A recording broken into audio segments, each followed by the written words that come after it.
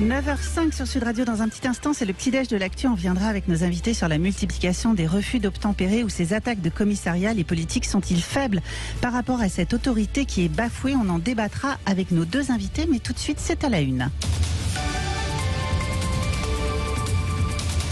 Et on revient sur ces intempéries et sur la nuit d'orage dans l'Hérault. On reçoit Christian Jean-Jean, le maire de Palavas-les-Flots dans l'Hérault. Bonjour, monsieur le maire. Monsieur le maire, qu'on va essayer, qu'on est en train de joindre justement, maire de Palavas-les-Flots, Christian Jean-Jean, qu'on va essayer d'avoir plus tard. Finalement, on me dit qu'il y a un petit souci technique, a priori, ça capte pas très bien.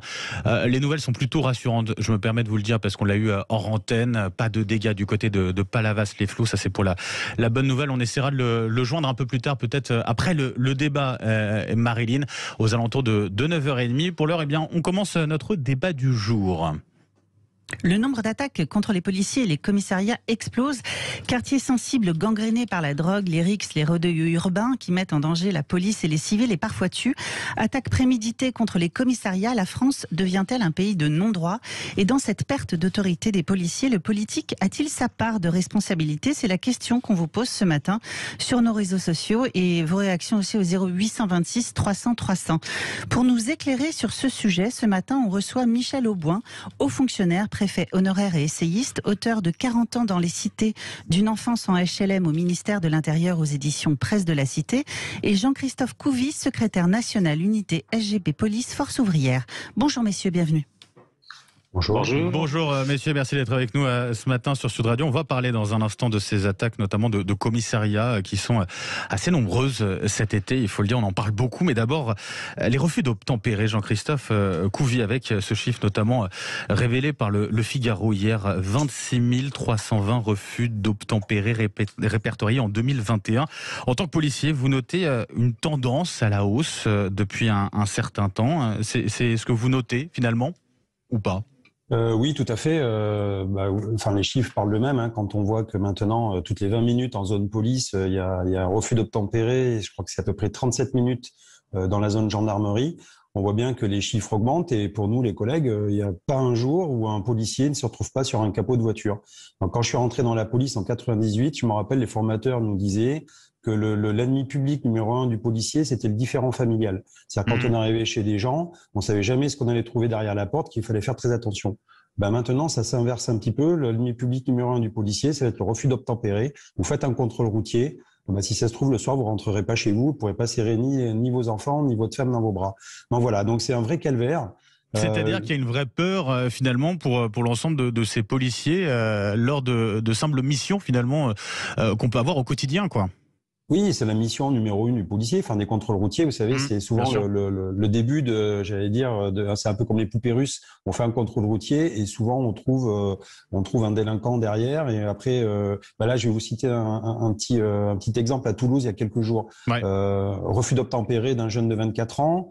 Les collègues réussissent à l'interpeller. Donc 24 ans, voiture volée, imbibé d'alcool, stup.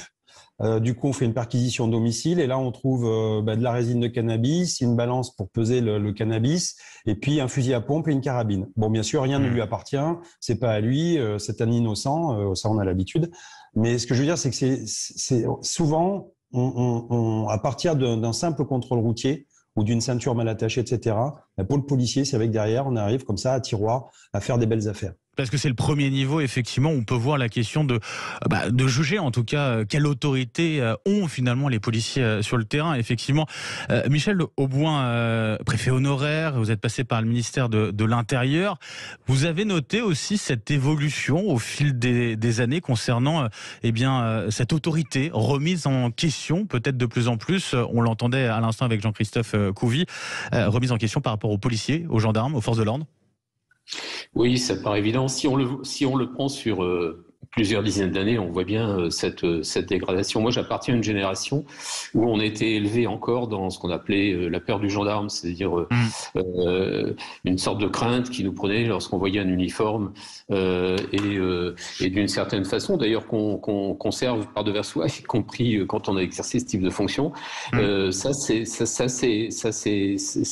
totalement terminé et c'est un phénomène qui s'inscrit dans la durée, c'est-à-dire que ça fait déjà longtemps qu'on incite les forces de l'ordre à pas se faire craindre d'une certaine façon et qu'on ne dit pas aux citoyens qu'ils doivent obéir de façon absolue aux forces de l'ordre. Alors évidemment, ça ne concerne pas tout le monde de la même façon. Si les gens ne s'arrêtent pas en voiture ou en moto quand ils sont interpellés, c'est que de toute évidence, ils ont des choses à se faire reprocher. Et donc derrière, on a, comme ça a été dit très bien, des gens qui sont en état d'ivresse, des gens qui transportent des produits stupéfiants, qui en ont consommé, des gens qui circulent sans permis de conduire, des gens qui circulent sans assurance. Donc toute une série comme ça de faits qui traversent la société et qui aujourd'hui rendent le métier de la sécurité de plus en plus compliqué. Moi je pense que tout ça est quand même extrêmement grave, il faut bien le dire, parce que ça traduit une sorte de déliquescence de nos institutions à travers le rapport entre la police, je ne parle pas que de la police nationale, je parle aussi de la gendarmerie et globalement tous ceux qui exercent l'autorité, entre l'autorité publique et puis le citoyen. Tant qu'on n'a pas un signe très clair du pouvoir central, du pouvoir politique, cette situation ne fera que de se dégrader. Alors justement, Michel Auboin, vous qui êtes passé du côté du ministère de l'Intérieur durant plusieurs années, vous avez pu être aux premières loges, entre guillemets, pour voir quelle est justement l'implication du politique à ce niveau-là, pour essayer de faire en sorte que l'autorité de nos forces de l'ordre soit maintenue. Vous sentez que, c'est quoi le constat? C'est que les politiques n'y arrivent pas, tout simplement, ou qu'ils tentent des solutions finalement qui ne fonctionnent pas? C'est-à-dire qu'on a un vrai problème dans notre pays qui est le refus d'autorité. C'est-à-dire que on voit bien que personne ne veut assumer l'autorité publique. Enfin, je dis personne, je suis caricatural évidemment, mais on refuse d'assumer une forme d'autorité. Moi, j'entendais l'autre jour des responsables parler de la relation entre la police et la population sur le mode de il faut rétablir une zone de confiance entre la police et la population. Mais quand on rentre au ministère de l'Intérieur, quand c'était mon cas il y a 40 ans, on nous a dit ne vous attendez pas à être aimé ou faites pas ce métier. Notre boulot consistait pas à être aimé par la population. Notre boulot consistait à faire respecter l'autorité de l'État. C'est pas du tout la même chose. Et ça, vous le retrouvez à tous les niveaux. C'est-à-dire qu'aujourd'hui, obéir à une autorité publique, c'est devenu, ça n'est plus naturel. Donc, je crois que au-delà de ça, il n'y a pas que les responsables qui ont du mal à faire respecter cette autorité. Il y a globalement les gouvernements qui doivent prendre des paroles. J'entends bien le ministre de l'Intérieur depuis quelques semaines là, prendre des positions plus claires. Il parle beaucoup là-dessus, oui. Oui, je crois. Mais en même temps, il faut qu'on ait une parole publique collective sur ce mode-là pour que les gens qui fraudent et qui refusent d'obéir aux injonctions de la police entendent quelque part que l'État sera sans pitié pour ceux qui refusent cette autorité. Michel Auboin, alors je crois avoir compris aussi d'une certaine manière que vous faisiez référence aussi à cette question de la police de proximité, puisque pour le coup certaines voix se sont élevées pour dire que l'abandon de la police de proximité était peut-être une des causes du fait que les policiers avaient du mal à se faire écouter, à se faire respecter. Jean-Christophe Couvi, je rappelle, secrétaire national d'unité SGP Police Force Ouvrière, vous êtes bien placé pour savoir justement ce qu'il en est du côté de cette police de proximité. Elle vous manque très clairement pour finalement vous faire respecter sur le terrain, ou alors c'était plutôt une bonne chose finalement de la retirer? Là, écoutez, on voit bien que de toute façon, elle a été supprimée. Maintenant, on est en train de payer la note. Je pense, moi, je suis rentré, je l'ai connu, la police de proximité. Enfin, j'ai connu la fin surtout. Certains appelaient ça la police à papa. N'empêche qu'à l'époque, effectivement, il y avait des commissariats de quartier. Alors oui, il y avait l'autorité. Et en fait, vous savez, l'autorité, souvent, elle a de valeur que si elle est reconnue. Ça, c'est imparable, et même les magistrats d'ailleurs commencent maintenant justement à ne plus se faire, respecter quand vous allez dans les tribunaux. C'est très intéressant d'ailleurs. Regardez un petit peu dans la salle des pas perdus et vous verrez les prévenus maintenant viennent avec la famille, les amis, les poussettes. Ils viennent comme s'ils allaient à la gare entre guillemets. Ils discutent entre eux et disent bon je vais me faire juger là. Et puis j'ai pris 2 mois avec sursis, donc c'est bon, j'ai pas été condamné. Vous voyez, c'est tout ça qui tourne. Donc, la police de proximité, effectivement, on avait un lien avec la population. Alors, ce lien-là, on l'avait parce qu'il y avait certains, on appelait ça des îlotiers. C'était plutôt des policiers qui étaient âgés, entre guillemets, mais qui tournaient dans les quartiers, qui connaissaient les délinquants, qui pouvaient faire remonter des informations, qui réglaient des problèmes, parce qu'on servait aussi un petit peu de médiateur. Alors maintenant, il n'y a plus de médiation, on va directement au tribunal. Donc déjà, on arrivait en amont à régler des petits problèmes, à discuter avec les parents. Après, effectivement, Nicolas Sarkozy a cassé cette police de proximité. Il a changé le logiciel de la police. D'ailleurs, c'est intéressant de reprendre parce que l'autorité, elle passe aussi par les politiques. Et quand on voit les 3 derniers quinquennats, chaque président de la République qui est très surveillé. Ils ont fait du mal à cette question. Ils ont fait du mal, en fait. Ils ont eu des positions et des postures de temps en temps, effectivement, qui ont fait du mal. 2005, je peux rappeler l'histoire du Karcher de Nicolas Sarkozy. Tout le monde a cru qu'effectivement on allait régler la solution, sauf qu'en fait, personne n'a trouvé le point d'eau. Il a effectivement inversé la police de proximité en supprimant 13 000 policiers et il a créé le continuum de sécurité. Parce qu'à l'époque, effectivement, les mairies étaient plutôt de droite et donc il fallait donner du pouvoir aux maires parce que c'était, le mantra des maires de droite, la police, la sécurité. Donc on a développé la police municipale. Après est arrivé le quinquennat François Hollande. Il y a eu deux choses qui nous ont frappés, 2 actes. 2013, l'affaire Leonarda, où un président de la République est allé un peu, s'humilier devant les Français et perdre de sens et de repères. Et en 2007, l'affaire Théo Lucas, où effectivement aussi le président de la République est allé au chevet d'une personne qui n'a pas encore été jugée. Donc en fait, on a pris fait, pour une pseudo-victime, parce qu'on ne sait pas pour l'instant, elle est présumée, mais j'aimerais bien d'ailleurs que je crois que c'est en 2023 que le jugement va avoir lieu et ça va être très intéressant. Donc en fait, si vous voulez, ah oui, bien sûr, on attend ça avec impatience et nos collègues sont toujours dans l'attente pour pouvoir s'expliquer. Et donc, à partir de 2017, on a commencé à parler de violences policières. Et donc, c'était des violences systémiques. Et donc, si vous voulez, on a mis et donc, le dernier, violences policières. Et le président Macron, dernier quinquennat, à un moment donné, d'ailleurs, sur Brut, parlait de violences policières non pas systémiques, mais qui existaient, et surtout de contrôle aux faciès. Donc, tout ça fait qu'à un moment donné, on fragilise la maison police. Effectivement, l'autorité est mise à mal. Derrière, se sont engouffrés certains politiques, plutôt LFI, pour pas les citer, où effectivement on rabâche tous les jours que la police est l'ennemi du peuple, qu'elle tue et qu'elle est un bras armé de la politique, etc. Donc, dans la tête de certaines personnes qui ont des problèmes sociétaux, qui sont déstructurés, parce qu'en fait c'est ça, on les retrouve dans les refus d'obtempérer. C'est des personnes qui ont eu un problème à un moment donné dans leur jeunesse, qui sont complètement déstructurées, qui vivent en marge de la société. Ces gens-là, en fait, on les alimente. Et on leur donne une légitimité en disant je me révolte aussi contre le pouvoir et de toute façon je vois pas pourquoi j'ai l'autorité puisque même mes parents quand ils m'ont éduqué ne me punissez pas. Voilà. Jean-Christophe Couvi, vous parliez des refus d'obtempérer. Il y a aussi la question des commissariats qui sont attaqués de plus en plus. Ça fait l'actualité depuis un certain nombre de jours, 2 semaines, 2 mois. Compiègne, Évry, Vitry-sur-Seine, Ponto-Combo, Champigny-sur-Marne. Ils sont nombreux les commissariats attaqués depuis quelques semaines. On en parle justement avec vous. Dans un instant, on poursuit le débat. Michel Auboin, haut fonctionnaire, préfet honoraire, essayiste, auteur, on le rappelle, de 40 ans dans les cités, d'une enfance en HLM au ministère de l'Intérieur, aux éditions Presse de la Cité. Et puis avec vous, Jean-Christophe Couvi, je le rappelle, secrétaire national d'unité SGP Police Force Ouvrière. Sud Radio, il est 9h21. On continue le débat autour de la multiplication des refus d'obtempérer ou d'attaques de commissariat. Le politique a-t-il sa part de responsabilité dans la perte d'autorité des policiers? C'était la question qu'on vous pose depuis ce matin. Pour ce débat, on retrouve nos 2 invités. Michel Auboin, haut fonctionnaire, préfet honoraire et essayiste, auteur de 40 ans dans les cités, d'une enfance en HLM au ministère de l'Intérieur, aux éditions Presse de la Cité, et Jean-Christophe Couvi, secrétaire national unité SGP Police Force Ouvrière.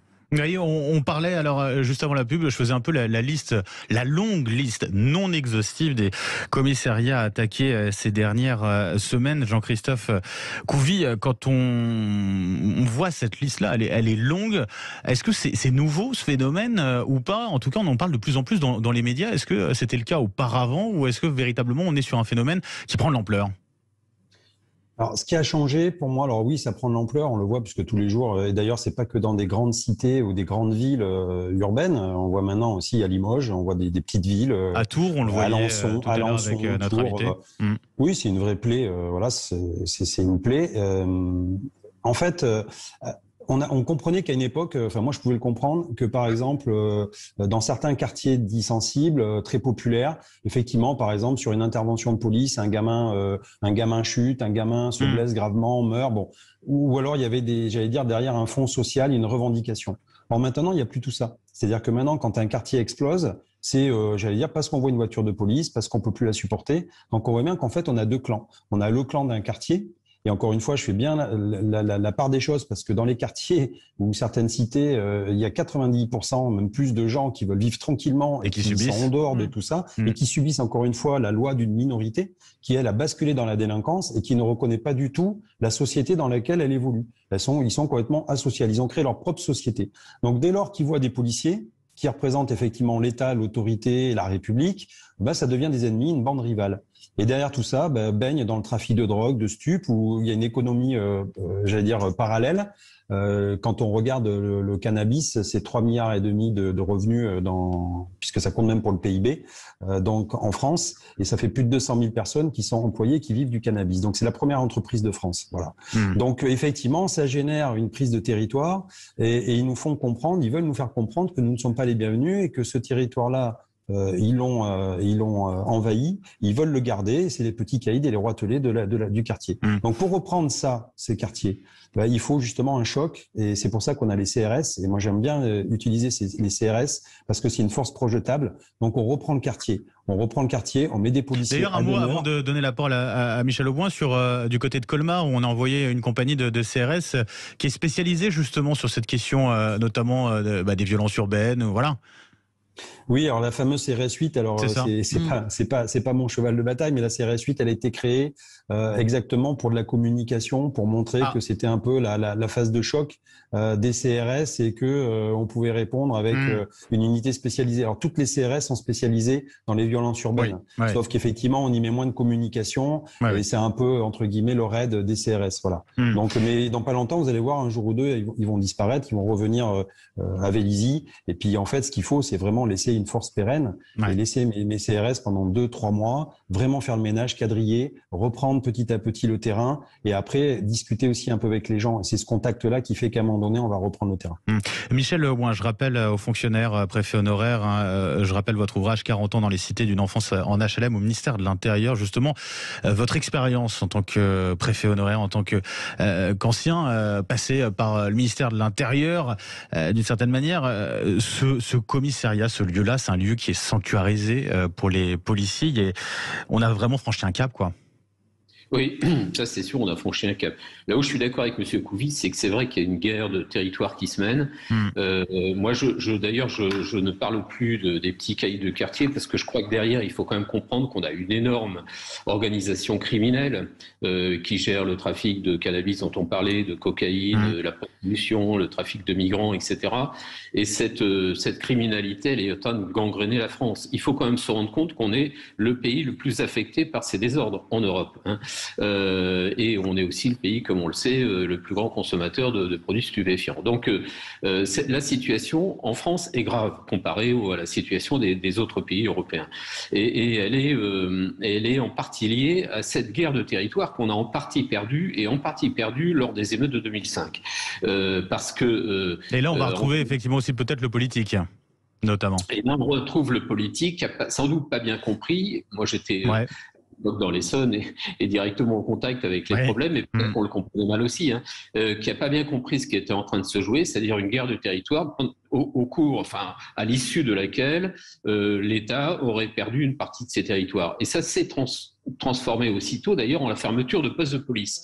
Ce que M. Couvi a dit très bien tout à l'heure, des postes de police dans les quartiers qui ont été fermés les uns après les autres. Il en reste encore quelques-uns, il reste des commissariats de plein exercice, c'est celui de Champigny-sur-Marne qui avait été incendié il n'y a pas très longtemps d'ailleurs, et aujourd'hui, même les commissariats gênent ceux qui animent l'économie criminelle dans les quartiers, et donc ils vont aussi attaquer les commissariats. C'est extrêmement grave, parce que le commissariat, c'est pour le coup le lieu de l'autorité publique. Enfin, on ne peut pas laisser passer des choses comme ça. Alors, la reprise des quartiers par les CRS, c'est une première réponse, mais il est évident que ça ne suffit pas. On va pas non plus avoir une force d'occupation permanente des quartiers qui créent des désordres. Après, il faut une réflexion beaucoup plus engagée sur le logement social, les gens qui y habitent, leur façon d'y vivre, etc. Tout ce travail n'a jamais été engagé. Moi, j'ai participé à des réflexions au sein du ministère de l'Intérieur, mais il faut bien dire que jusqu'à là, tout ça n'a pas vraiment abouti. Toute cette réflexion a été engagée. Ça devient très urgent parce que chaque année qui passe, la situation est de plus en plus difficile. Ce que j'ai envie de dire, Michel Auboin, c'est que ces sujets-là, on a l'impression qu'on les a mis sous le tapis pendant des années, quoi. On les a mis sous le tapis parce que globalement, le monde politique refusait de voir ce désordre et surtout craignait beaucoup ce qui s'est passé en 2005, c'est-à-dire les émeutes généralisées dans les quartiers.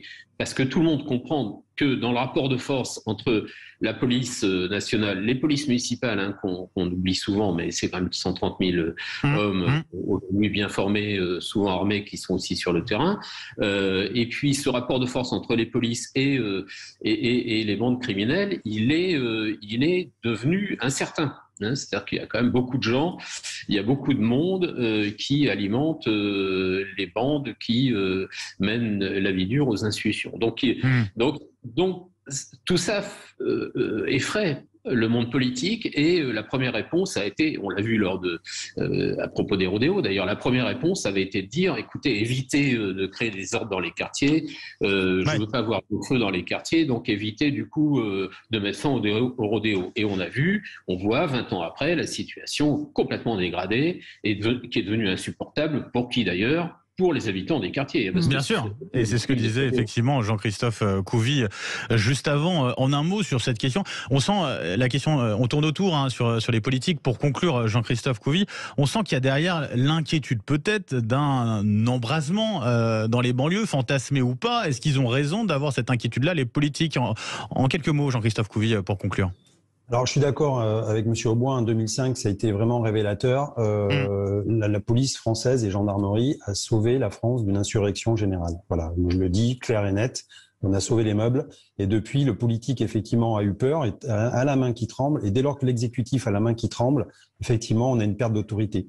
Et actuellement, en revanche, ça commence à se voir tout ça. Ça commence à se voir, cette perte d'autorité. Et c'est une phrase d'ailleurs de T.S. Eliot qui dit « L'être humain n'est pas capable de supporter trop de réalité ». Ben là, ça y est, on a touché le fond. On ne peut pas supporter cette réalité. C'est insupportable. Donc maintenant, le politique est un carrefour de décision. C'est soit, effectivement, il est ferme, viril, mais correct, parce qu'il faut respecter, effectivement, le droit fondamental et la Constitution, mais il va falloir un petit peu muscler la réponse, et notamment la réponse pénale. Ouais. Voilà, la police fait son job. Et derrière, il faut donner les moyens à la magistrature d'être ferme, d'être ferme et d'avoir les moyens de sa politique pénale et d'arrêter d'enjoliver les jeunes et leur trouver des excuses. Jean-Christophe Couvi, merci d'avoir accepté notre invitation ce matin sur Sud Radio, secrétaire national de l'unité SGP Police Force Ouvrière. Un grand merci aussi à vous, Michel Auboin, aux fonctionnaires, préfet honoraire, essayiste. On rappelle votre ouvrage 40 ans dans les cités d'une enfance en HLM au ministère de l'Intérieur. C'est aux éditions Presse de la Cité. Merci à vous, messieurs. Bonne journée.